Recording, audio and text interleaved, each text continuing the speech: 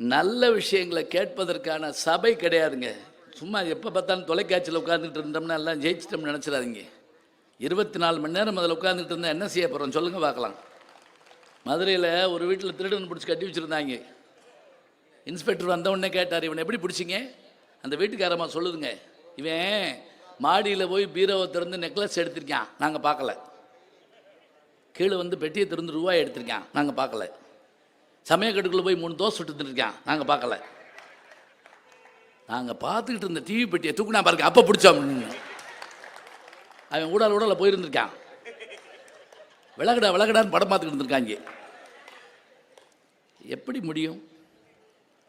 தொலைக்காட்சி ஒரு அறிவியல் கண்டுபிடிப்பு, தவிர்க்க முடியாது, ரைட் தான். அதுக்காக எந்நேரம் அதிலே உட்காந்துருக்கிறதா? அதுவும் சில பேருக்கு சீரியல் பார்க்கலைன்னாங்க கைகாலெலாம் கிடுக்கிடுன்னு நடுங்குது. அப்படியே 6:30 ஆனா என்ன ஆகுதோ என்ன ஆக போதோ. இப்போ நீங்கள் உடனே கேட்கலாம், நீங்களும் சீரியல் தான் நடிக்கிறீங்கன்னு. நடிக்கிறேன், நான் இல்லைன்னு சொல்லலை. இப்போ நான் வர்றப்போ கூட கேட்டார் ஒருத்தர், சரவண மீனாட்சி அப்பா தானே நீங்கள் அப்படின்னாரு. அது ஆமாம், நாடகத்தில் அப்படின்னு சொல்லிட்டு வந்திருக்கேன். இருக்கட்டும், பார்க்க வேண்டியதாங்க, எல்லாம் பார்க்கலாம், எல்லாத்தையும் எடுத்துங்க. ஆனால் படிக்க வேண்டிய அவசியம் என்ன? அதுலேயும் முக்கியமாக இன்றைக்கி மனப்பாடம் பண்ணலாமா வேணாமாங்கிறதுல வேண்டாம்னு பல பேர் சொல்கிறாங்க. இல்லைங்க, மனப்பாடம் பண்ணுகிற சக்தி இருப்பதால் தான் உலக மக்களை எல்லாம் தமிழர்களால் ஜெயிக்க முடிகிறது. ஞாபகம் வச்சுக்கோங்க, உலகத்தில் இருக்க அத்தனை பேரையும் நம்மால் ஜெயிக்க முடியும்னு என்ன தெரியுங்களா? அஷ்டாவதானிகள் பிறந்த நாடு. ஒரே நேரத்தில் 8 வேலையை செய்கிறவன். தசாவதானிகள் பிறந்த நாடு. ஒரே நேரத்தில் 10 வேலையை செய்கிறவன். சோடசாவதானிகள் பிறந்த நாடு. ஒரே நேரத்தில் 16 வேலையை செய்கிறவங்க. சதாவதானி செய்குத்தம்பி பாவலர் பிறந்த நாடு. ஒரே நேரத்தில் 100 வேலையை செய்கிற ஆள். 100 வேலை. அதில் முதல் வேலை என்ன தெரியுங்களா?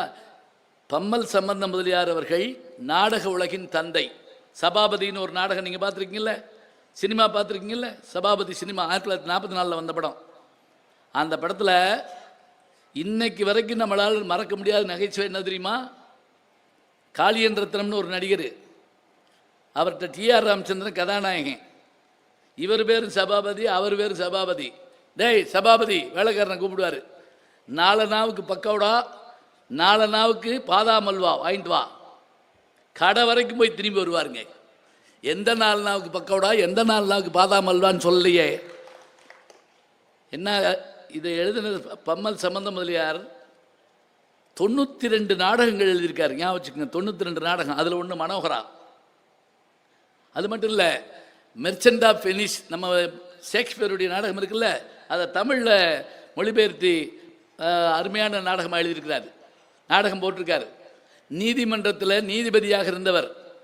ஆனால் அதுக்கு மேலே என்ன தெரியுங்களா? நாடகத்துக்காக சுகுண விலாச சபான்னு நம்ம இருக்கு இல்லையா, மவுண்ட் ரோட்டில் இருக்குல்ல, அதை உருவாக்குனது அவர் தான். அவர் எழுதுகிறாரு, சதாவதானம் செய்கிற போது நான் அருகில் இருந்து பார்த்தேன். சதாவதானம் செய்கிற போது பார்த்தேன், அந்த சதாவதானிகள் அதிகாலையிலிருந்து அன்றைக்கு முடிகிற வரைக்கும் ஒன்றும் சாப்பிட மாட்டேன் மறுக்கிறார்கள். அடுத்து என்ன தெரியுங்களா? லாடசங்களின்னு ஒன்றுங்க, அதான் நம்பர் 1.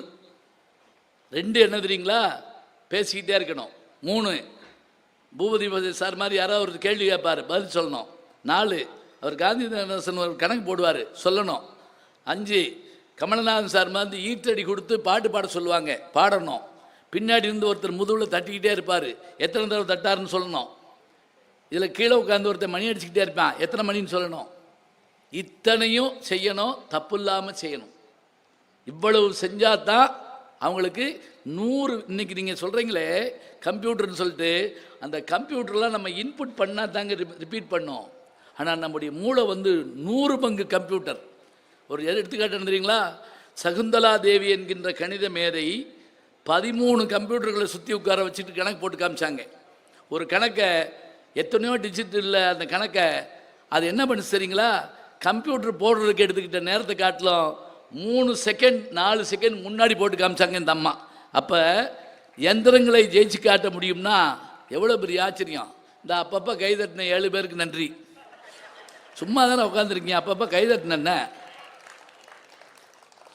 சும்மா விளையாட்டுக்கு தான் கேட்குறேன். அப்படியே அசந்து உட்காந்துருக்கீங்க, இருக்கட்டும் பரவாயில்ல. அவர் எழுதுகிறாரு, அஷ்டாவதானிகள் வாழ்ந்த நாடு. அமெரிக்காவில் பேச போன விவேகானந்தர் ஆரம்பிக்கிற போதே சிஸ்டர்ஸ் அண்ட் பிரதர்ஸ்னு ஆரம்பித்தார்னு சொல்கிறோம் இல்லையா, அதுக்கு பிறகு சொன்னாருங்க, நான் ஞானிகள் நிறைந்த தேசத்திலிருந்து வருகிறேன் அப்படின்னார். ஆரம்ப வார்த்தை என்ன தெரியுங்களா?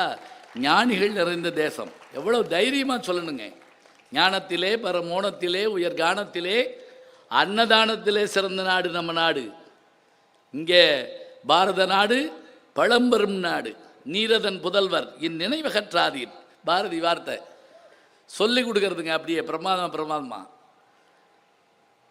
விவேகானந்தர் ஒரு இடத்துல எழுதுகிறார், ஞான தீபம் அப்படின்னு ஒரு கட்டுரை தொகுதி இருக்குது. நீங்கள் எப்பயாவது நேரம் இருந்தால் படித்து பாருங்கள். முந்தா நாள் கூட இங்கே பேசின விவேகானந்தருடைய இதில் பேசுகிறப்ப சொன்னேன் நான், எந்த இடத்தில் அறிவாளிகள் எப்படி இருப்பார்கள் என்று நமக்கு தெரியாது, நாம் அவர்களை தேடி கண்டுபிடிக்க வேண்டும். நம்மளை டியூன் பண்ணால் தாங்க அவங்கள நம்ம கண்டுபிடிச்சிக்கிற முடியும். ஒரு சின்ன உதாரணம் சொல்கிறேன் பாருங்க. விவேகானந்தர் 863 பிறந்து 893 உரையாற்றி 1902 மறைஞ்சு போகிறாரு. 39 வயசு. பாரதிக்கு 39 வயசு தான். இந்தியா முழுவதும் நடந்து வரணுங்கிறாரு. யார்? அவருடைய குருநாதர். நான் சன்னியாசம் ஏற்க வேண்டும் அப்படின்னு உடனே, நீ இந்தியா போய் முதல்ல சுற்றி பார்த்துட்டு பார்ப்போம் அப்படிங்கிறார். இதே போல் காந்திக்கு சொன்னது யாருன்னா கோபாலகிருஷ்ணன் கோகலே சொல்கிறாரு, நான் அரசியலில் ஈடுபட வேண்டும்ங்கிறாரு. மோகன்தாஸ் கரம்சந்த் காந்தி, நீ இந்தியா முழுவதும் சுற்றி பார்த்து வாங்குறாரு. அந்த 2 பேரும் விவேகானந்தர் சுற்றி பார்க்குற போது, நடந்தே வந்தபோது எங்கே உட்கார்ந்து ஞானம் பெற்றார் தெரியுமா? கன்னியாகுமரியில் இருக்கக்கூடிய அந்த ஒற்றைப்பாறையில் உட்கார்ந்து, அதாங்க இந்தியா படம் போட்டிங்கன்னா கடைசி மண் பகுதி எதுன்னா அதுதான். அங்கே உட்கார்ந்து அவர் தவம் பண்ணார். ஏன்னா அதுதான் ஸ்ரீபாதம்னு அதுக்கு பேர். அம்பிகை நின்று தவம் பண்ணுறதாக நம்ம நம்புகிற இடம் ஒரு பாதம் தான் இருக்குமா அந்த இடத்துல. அவர் ஒத்த காலில் நின்று தவம் பண்ணாலாம். அந்த இடத்துல ஞானம் பெற்றார். காந்தியடிகள் இந்தியா முழுக்க வந்தபோது மதுரைக்கு வந்துதான், உழவர்களுடைய ஆடை ஈராடையாக இருக்கிறது, அதனால் நான் என்ன செய்வேன், இனிமேல் கோட்டு சூட்லாம் போட மாட்டேன் என்று சொல்லி தன்னுடைய ஆடையை மாற்றிக்கொண்டு அந்த ஈரங்கியோடு எங்கே போனார் தெரியுமா? வட்டமேஜமா நாட்டுக்கு போயிட்டு வர்றார். அப்போ காந்தியை மாற்றி காட்டினது தமிழ்நாடு தான். விவேகானந்தருக்கு ஞானம் வந்ததோடு மட்டுமில்லாமல் அவர் தவத்தால் சிறந்ததும், அவர் அமெரிக்காவுக்கு அனுப்பி வச்சது யார் தெரியுங்களா? அவர்களுக்கெல்லாம் தெரியும். ராமநாதபுரத்தினுடைய அரசராகிய பாஸ்கர சேதுபதி அவர்கள். அவர் அனுப்புகிறார். விவேகானந்தர் அந்த ஞான தீபத்தில் எழுதுகிறாருங்க, இங்கே இருக்கோம். நான் சொல்லிக்கிட்டு வர்றப்பே அந்த புஸ்தக பேரெல்லாம் கையில் ஞாபகம் வச்சுக்கோங்க. சும்மா போகிறப்போ ஏதாவது வாங்கிட்டு போகணும்ல. ஏன்னா ஒரு காய்கறி கடைக்கு போனால் கூட ஒரு கருவேப்பிலை கொத்தமல்லி வாங்கிட்டு போகிறோம்ல. புத்தக கடைக்கு போயிட்டு என்ன வாங்கிட்டு வந்தீங்கன்னா, போண்டா வாங்கிட்டு வந்தேன்னு சொல்லலாமா? ஒரு புத்தகம், ஒரு சின்னது, ஒரு 2 ரூபாய்க்கு இருக்கும், 5 ரூபாய்க்கு இருக்கும், 10 ரூபாய்க்கு இருக்கும். அதில் என்ன எழுதுறாருன்னா, நடந்து வந்துட்டு இருந்த போது கல்கத்தாவிலிருந்து ஒரு 300 கிலோமீட்டருக்கு அப்பால் தன்னுடைய நண்பர் வீட்டில் தங்கியிருக்காருங்க. திடீர்னு அன்றைக்கி நைட்டு மனசு சங்கடமாக இருக்கான். சில நேரங்கள் நமக்கு அப்படி இருக்குன்னு தெரியுமா? மனசு சங்கடமாக இருக்குது. என்னன்னு கேட்டால், எங்கள் அம்மாவுக்கு உடம்பு முடியாத மாதிரி எனக்கு தோணுதுங்கிறார். தானாடாவிட்டாலும் தன் தசையாடும்னு பேர்.